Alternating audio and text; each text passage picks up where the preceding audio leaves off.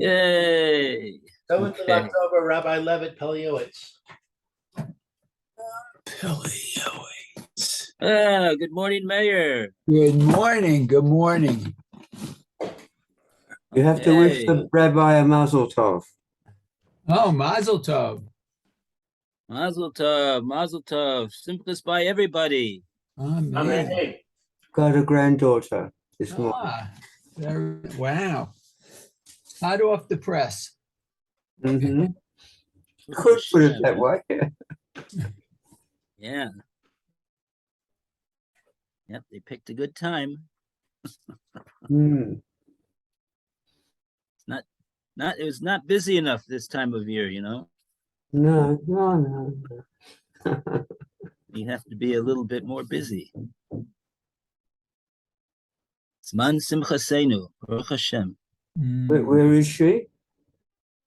What's that? Where is your granddaughter? Where is your granddaughter? Where was the birth? And Kerem. And Karen. Right. Oh, Yeah, okay. they like to go there. Mm. That's there.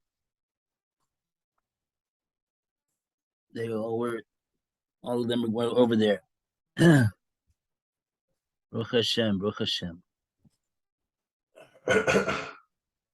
Okay, so Chazde Hashem. So we were talking about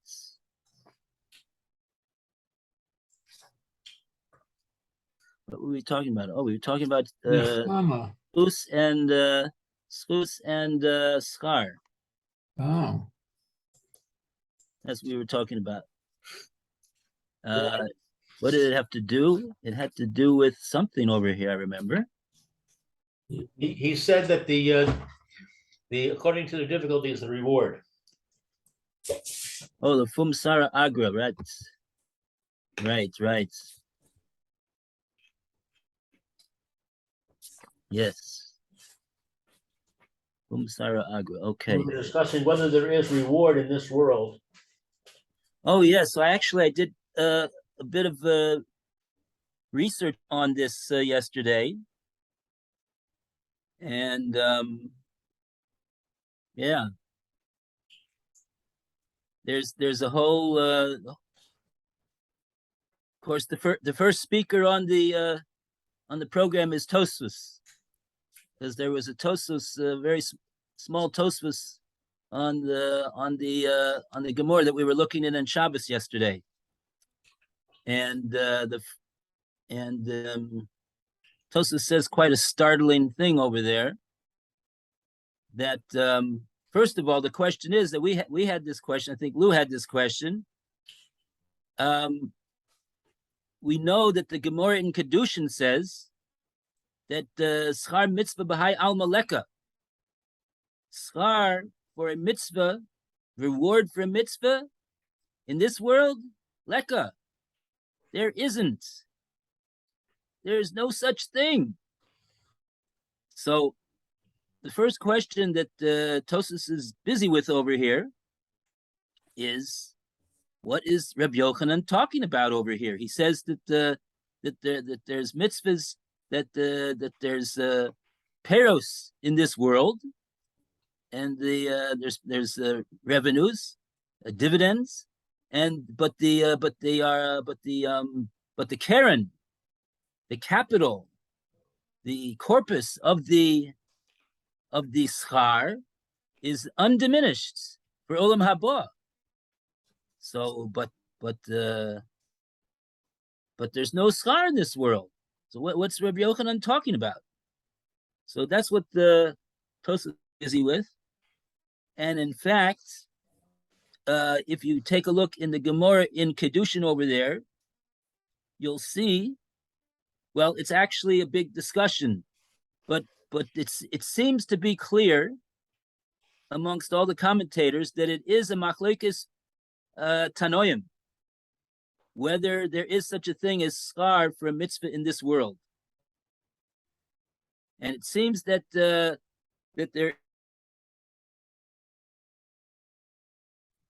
and so then the question becomes,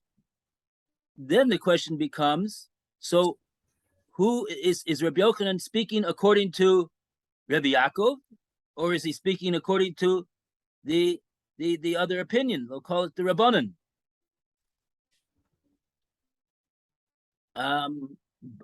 So Tosfos, and then there's a whole machlokes amongst the Marshal and the Marsha and the Chassam Sofer. Is the girsa that we have in Tosfos correct or not? Is the words that we got in Tosfos correct? And the Marsha and the Marshal challenge the words of the Tosfos. They say it couldn't be that he's saying what he's saying, so they change the word. They say that he's talking about according to the opinion that says that there is a schar for a mitzvah in this world. Because according to Rabbi Yaakov, there's no such thing. So anyway, so it's a real lively discussion over there at the end of the day. But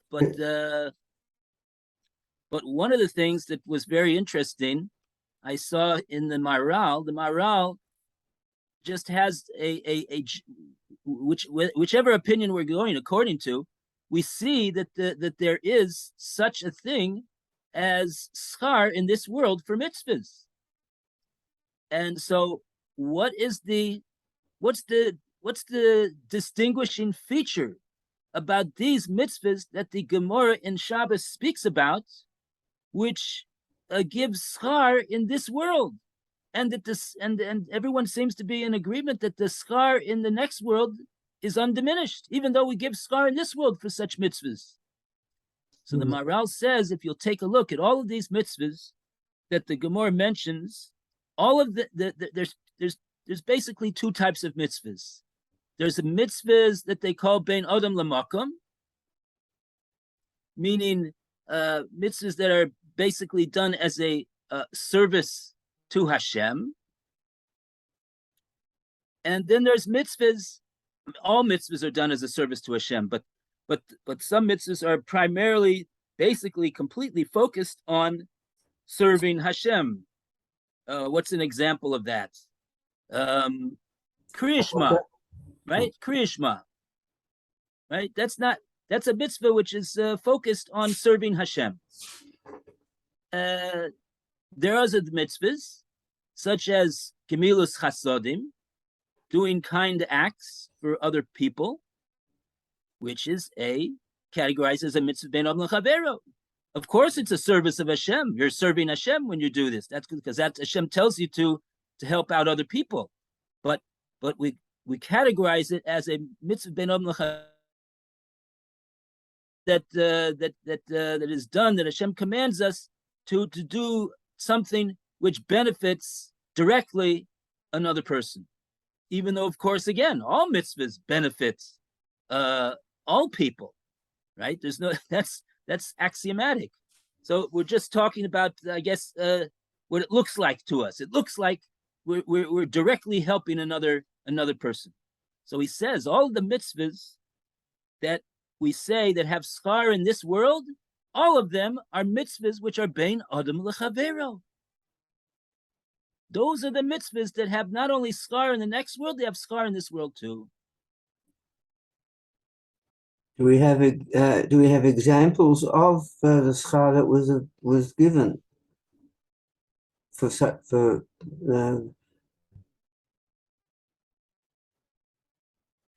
Well, actually, the Chassam Sofer says, and this is one of the reasons why he says that he disagrees with the Marsha and the Marsha, is that one of them is have a dan kol odom lekaf schus.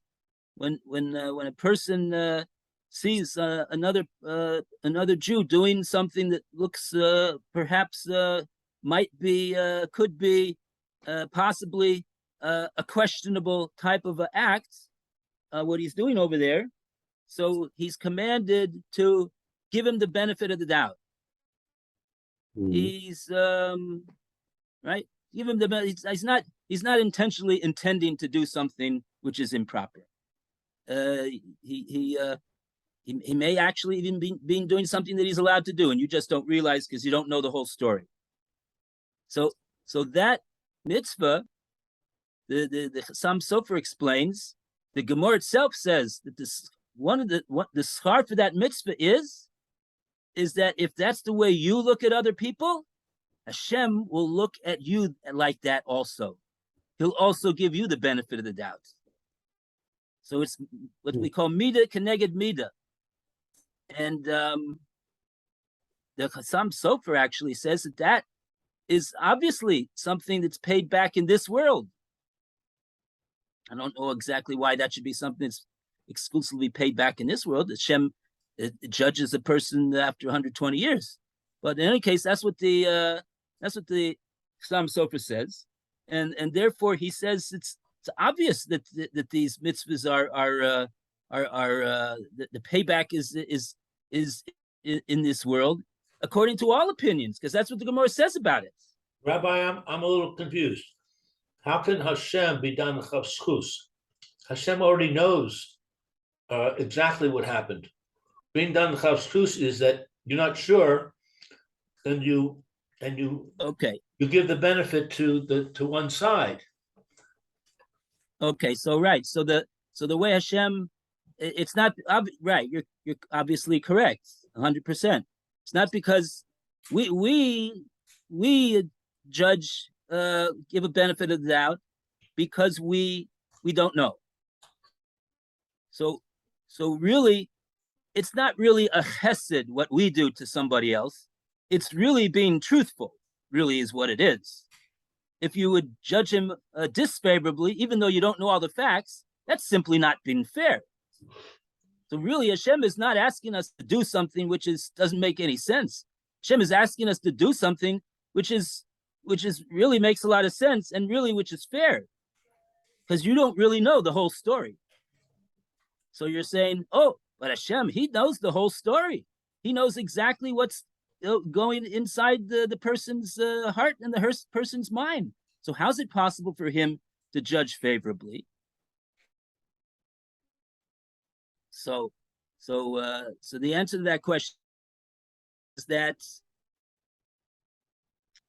that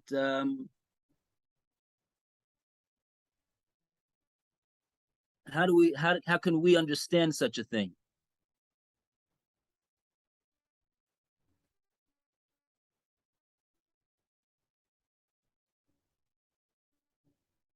The way that we can understand such a thing is that a person gets like let's say, for example, well, first of all, let's say the principle. The principle is that Hashem looks at a person from a standpoint of love, and we see over here that Hashem looks at a person from an extra standpoint of love. In other words, Hashem has right? If Hashem knows the truth about everything, so how could it be they could ever slide us a break? In other words, how could it be? He knows the 100% truth of the situation, and if he's just, and if he's righteous, and he's truthful, so he's got to do according to exactly what the story is, right? And yet we know that we said it in the davening. Hashem is his Av Harachamim, and he remembers his creations in the judgment in a way of Rachamim, in a way of mercy. Is that truthful? Is it truthful? In a certain sense, one could say, but it's not the person deserves what he deserves. But Hashem doesn't give a person all the time what he deserves. Why doesn't Hashem do that? Because that's just the matter. That you have a schus, because you give other people the benefit of the doubt. Hashem says you got a credit over here. you have a schus. You have a perk over here that you can that because of that mitzvah that you do, you judge people favorably. So I'm going to judge you like that also. You're gonna be judged with rachamim. You're going to be given the benefit of the doubt. Hashem knows the whole truth. So what? So what? What does that have to do with anything? You have a schus. You judge other people favorably. You give them the benefit of the doubt. Hashem says he gives other people a benefit of the doubt, and I shouldn't give him the benefit of the doubt? That would be improper. That would not be right. On the contrary, in a certain sense, the truth of the matter is that he should also be given, it's truthful to give him the benefit of the doubt in that case. There's nothing untruthful about that. There's nothing that's not just about that. So it all works. It all works 100%. Okay. So that's, as we say, tipa shabiyam, a tip of the iceberg of that whole discussion over there. Okay.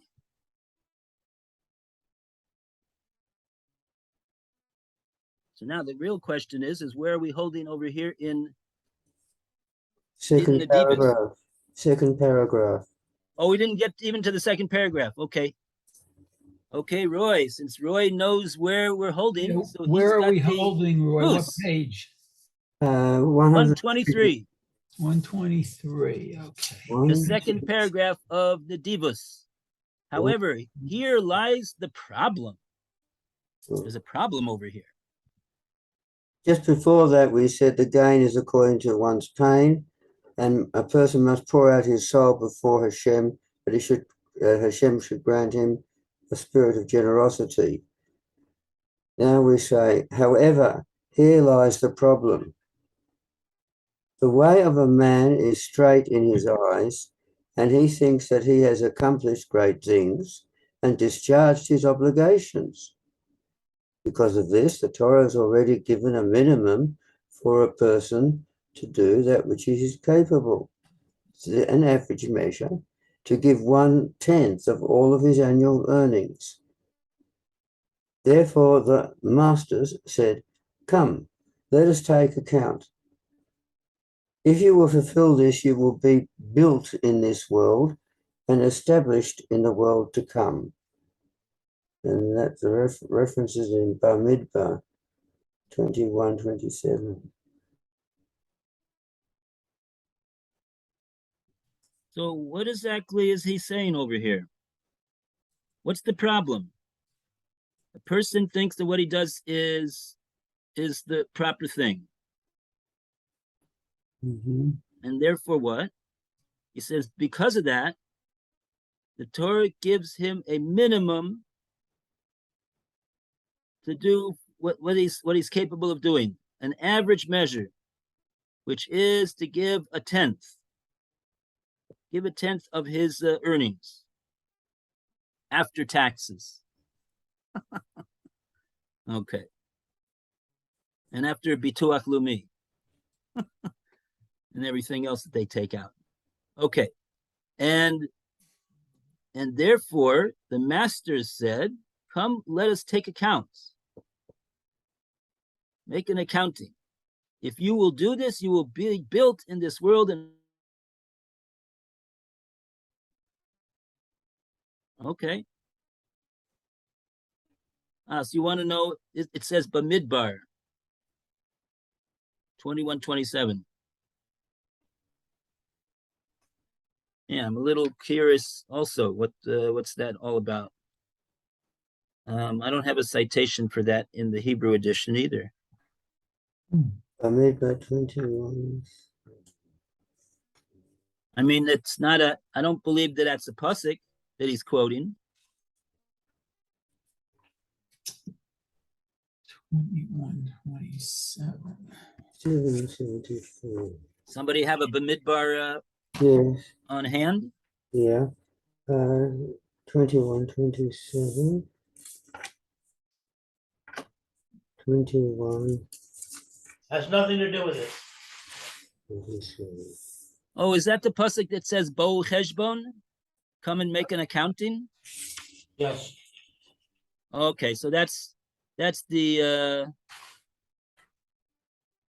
over there, I believe Rashi says, or Chazal say, maybe it's even in the Avos. Make an accounting. What's the accounting is what's the scar that a person gets for doing a mitzvah, and what's the downside, so to speak, what he has to give up in order to do that mitzvah. And the same thing for an avera. What exactly benefit are you deriving from this avera? And on the other hand, what's the downside of doing the avera? And if a person thinks about this very deeply, he will have come a long way in clarifying to himself that if you make such an accounting, so there's no way to account for not doing the mitzvah and instead doing the avera. That doesn't compute. So so that's what he's saying over here. If you'll make this cheshbon, and of course tzedakah, the meiser, the 10th, is simply one example of all of the examples that there are about doing mitzvahs. But I guess it's no worse of a place to talk about it than any other place. If you'll make that cheshbon and you fulfill doing that accounting, so then you'll be built in this world and established in the world to come. What is that all about? Building and establishing?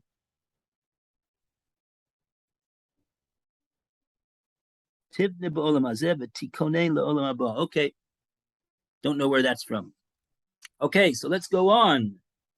And we go to Lou to continue, please. The attribute of generosity is greatly needed also for oneself and the members of his household, so the person will judiciously provide for his family according to God's blessing upon him. God will command his blessing based on the way a man makes expenditures on their behalf. If a person will not have pity upon his own life and the members of his family, his maker will not have pity upon him. A person who is so particular with others is treated the same way by heaven. The analogy of the funnel is well known. How it flows from below is determined by the way it is poured into from above. If one stops up the funnel with his finger from below, then the one above will cease to pour. Nevertheless, these are things that have no fixed measure. Each man, according to his ability, should extend his hand to help, and according to the length of his garment, should stretch his legs. A place where the sages said to economize, one should not splurge.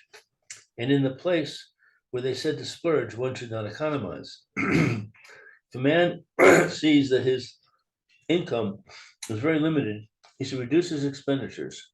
Behold, the sages said, make your Shabbos like a weekday and do not require the financial assistance of others. The person is not even allowed to increase his charity or other mitzvahs or other mitzvah expenses too much, for his life and the life of his family takes precedence, especially if one has debts which he owes to other Jews, he must conduct his monetary affairs in accordance with a kametz rabbah, i.e., great tight-fistedness, whether in regards to himself in matters of eating and clothing, or whether in regards to his family. One should live a life of deprivation until he pays back his creditors. It is unnecessary to mention that such a person may not increase his giving of charity, for it will not be considered a righteous act. On the contrary, it is considered a sin. Therefore, it is good that a man balances his affairs with justice. Okay.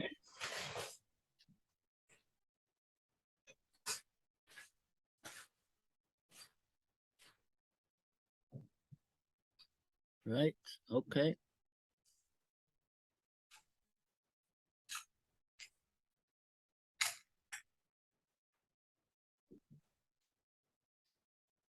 Okay, very clear. Very clear. Okay, back to Mayor, please. Included in the concept of generosity. Okay.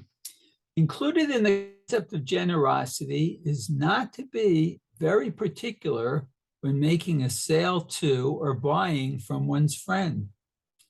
A person should significantly lower his price in order that his friend will be able to profit according to the dictates of the sages, especially if the client is a poor man or a Torah scholar.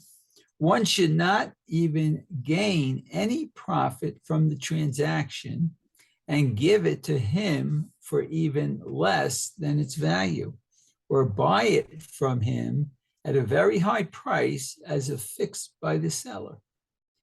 If one hires such a person for his work, he should pay him generously. It will be considered a great act of charity, for the recipient is not embarrassed.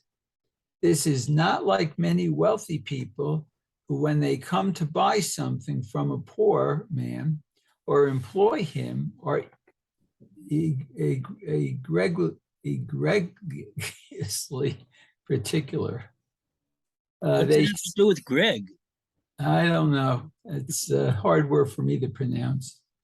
They say when we want to give charity, we know how. However, when it comes to business, they do not want to act charitable. If only they would be wise and understand that there is no charity greater than this, for the poor man thinks that he deserves what he receives, but before heaven, the truth is known.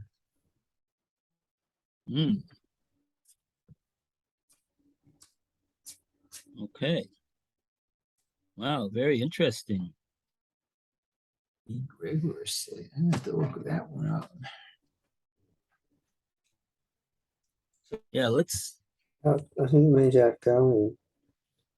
Oh, it sounds like in terms of the calculation of your 10%, that if you go into a business deal and you purposely sacrifice your profit, that's considered to be giving tzedakah on your account. I hear.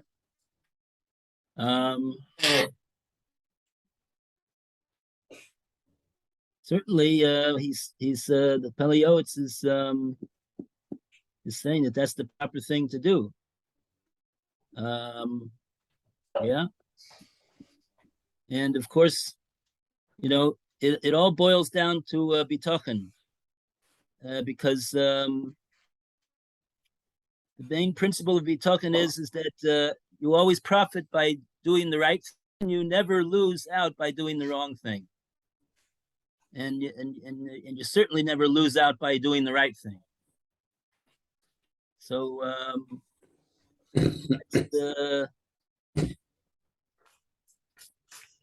it could be like you're saying. I'm not sure whether you could say that you know, deduct that amount, which I would have normally charged to somebody. That's my profit that's my profit margin. If I don't sell it for that amount, I sell it basically at cost value. It could be that could be deducted. That could be considered as perhaps that could be considered as miser. Could be. In other words, it's not. It's yeah, it's possible. Very possible.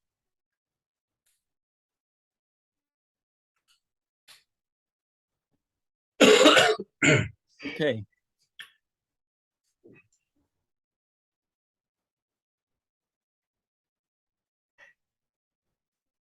All right.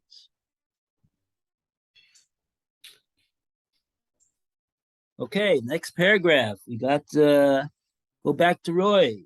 Included in the concept of generosity. Included in the concept of generosity is lending one's vessels to others and not caring about any small monetary loss, since a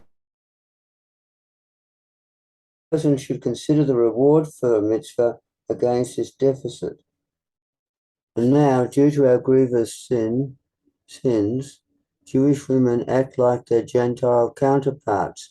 Each woman is stingy and unwilling to lend her vessels, and they increase controversy over insignificant matters. It is incumbent upon their husbands to direct and guide them in the way of benevolence. There is a well-known statement of our sages and Devarim Rabbah that leprosy afflicted people who were stingy and did not want to lend their vessels. A person would deceitfully claim that he did not have such a vessel. Heaven would reveal his turpitude by having a Kohen come and command that all of his vessels be evacuated from his house. The miserly individual would take out all of his vessels, and his shame would be exposed. Especially in regards to holy books, one requires great generosity and should not withhold good from any man. He should lend his holy books to anyone who asks, and not be concerned about minimal damage to the binding. Behold, a profound idea has been written in several holy books, according to Sefer Hasidim, regarding a tradition known to holy men that a person who does not lend his holy books to others will not bequeath them until his own children. Heaven save us. For this man should tremble and not refrain from lending his holy books, in order that he will have wealth and riches in his home, and his righteousness will be forever. Wow, wow. I have a problem with with this statement. Jewish women act like their gentle counterparts. Each woman is stingy and unwilling to lend her vessels. And they increase controversy over insignificant matters. How can he say that? That seems to me to be lashon hara against Jewish women. Yeah. Why is it not lashon hara? I mean, he's not.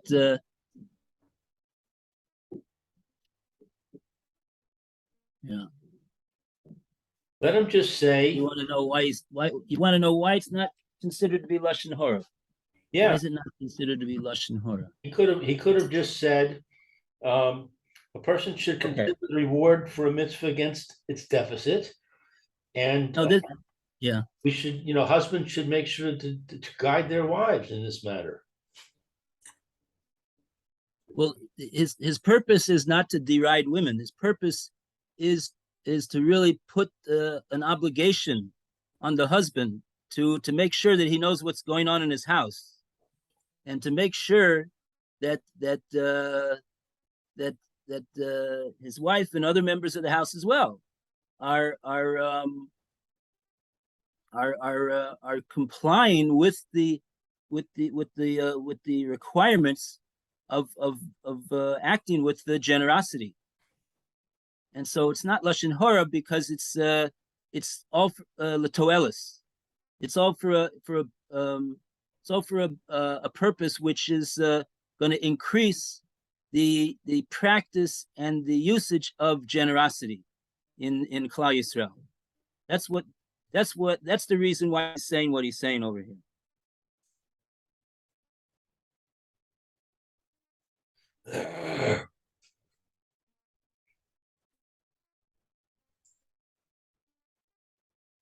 So and of course, if that's the way the husband is supposed to instruct everybody else to do, then he better make sure that that he is the shining example of what it is that you're supposed to do. He didn't add that, but I guess he figures it goes without saying. He didn't have to add that, but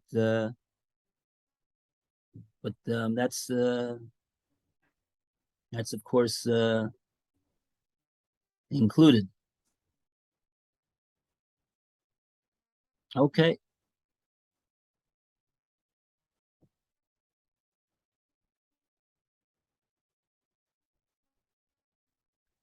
So in other words, and also he says this particularly in regard to Svarim Hakadoshim, the Svarim that contain Divrei Torah, that a person can learn Torah, and we know the importance of the mitzvah of Talmud Torah and the great benefit that it provides for the one who learns the Torah and for everyone else in the whole entire world. That there's somebody that learns Torah. It's one of the pillars that holds up the world and keeps the world going. We know that the Navi said that the Hashem said, if not for my covenant of Torah, that there's somebody that's learning Torah in the world, then there wouldn't be a time that somebody's not learning Torah in the world. Then chas v'shalom, what would happen to the world? The world would not have any merit, wouldn't have a schus to continue to exist. And so therefore, if someone wants to borrow a sefer that you have, so you got to say, of course, please, here, let me go run to get it for you. And today we have art scroll svarim, which are so well made and they're so sturdy, and their binding is so superior. You know what the types of svarim that they had, in the time of the Pele Yoetz. I mean, I'm just thinking about the svarim that I remember using more than a few years ago. How they would the binding would come apart and everything. And imagine what it would be like in the times of the Pele Yoetz. And so that's certainly going to happen. And nevertheless, a person should not be concerned about the damage, he says, to the binding of the sefer, because this amazing statement that he brings from the Sefer Hasidim, that the person who does not lend his svarim to other people will not bequeath them to his own children. Chas v'sholem, Hashem should save us from such a thing. So there's another robot call. Okay. Anyway, so that's that. So, but if you're concerned about maybe they won't remember to give it back, make sure you write the name in the sefer, and what else can you do? You could write down the fact that you lent it to him. Maybe he doesn't remember. So make sure if you're worried, make sure to write it down, just like you write down, just like a loan is written down, right? Because you're concerned that you want to make sure you get your money back. So write down the loaning of the sefer. Okay. Very good. And the last paragraph in the 2 minutes that we have remaining. we go to who's up now? Lou. Included in the concept of generosity is that a person should be benevolent with his person, wisdom, and counsel to provide assistance to anyone who requests his help. A man should not withhold any good. If he has the ability to help, one should generously assist according to his capability, whether a lot or a little. Whatever one contributes provides satisfaction to his maker, and he will pay him a just reward in the world to come.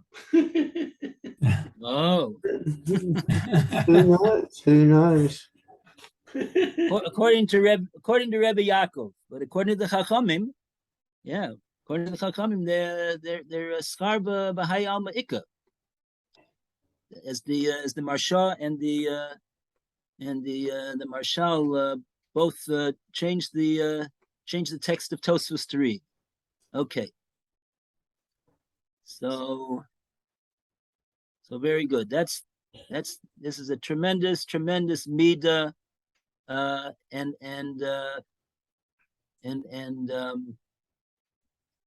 to have such a midah of nedivus is an essential Jewish trait.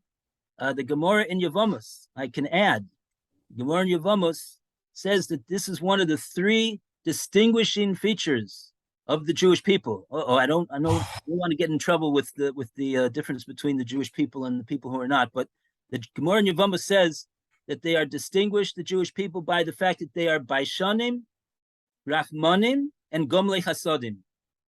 Baishanim, they have a busha of the Yireh Shema from Hashem, embarrassed to do something which is improper, and Baishanim, Rachmanim, they have mercy for Hashem's creations, and the third one is Gomlei Chasodim.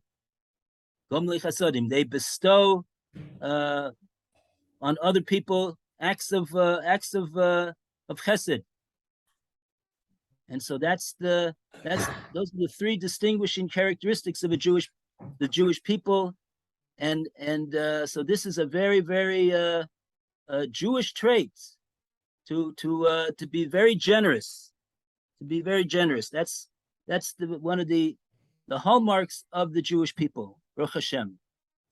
Ashreinu matov chelkeinu. Okay, we wish Rabbi, everybody a wonder. Yeah. Yes. On Sunday, Rabbi First is going to teach from 9:30 to 10:30. Do you want to do it from 10:30 to 11:30, like a Friday schedule? It's Erev Sukkot. I thought that is anybody going to be there? Probably not. I don't think I will be. Here? As of now, it's quite possible I could attend. Yeah. Okay, I'll have to see. I can't promise because I don't know what's going to be like. But Yeah, it's very busy. I'll be in touch with you. I'll be in touch with you at the time. Okay. Okay, very good. Have a Very good good. I don't see you. Okay. Happy Sameach. Right, good Okay, job, night. Rabbi, Yes. a question. If Hashem does something to your something good to your progeny, whether those existing now or going to exist, is that considered that he's rewarded you?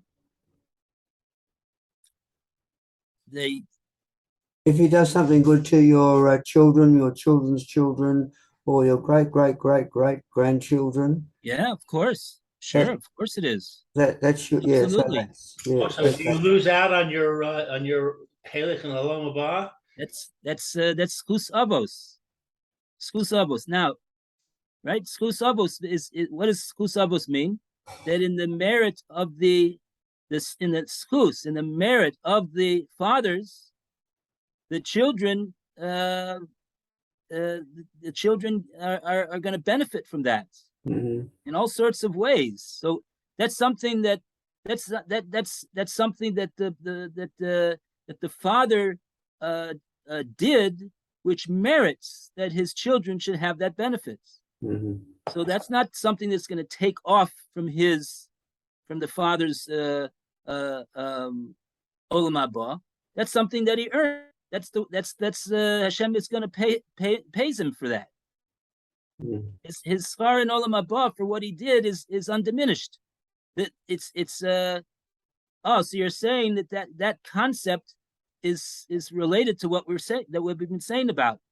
It's something that he gets paid peros in this world, and the schar for olam haba is undiminished. Right? Very good, excellent. Right? Thanks, Right? Have a good All right, Shabbos, Roy. everyone. right. Good Shabbos, everybody, and good Good Yom Tov, Shabbos. everybody. Good Shabbos. Shalom, Shkoyach. Hashemach.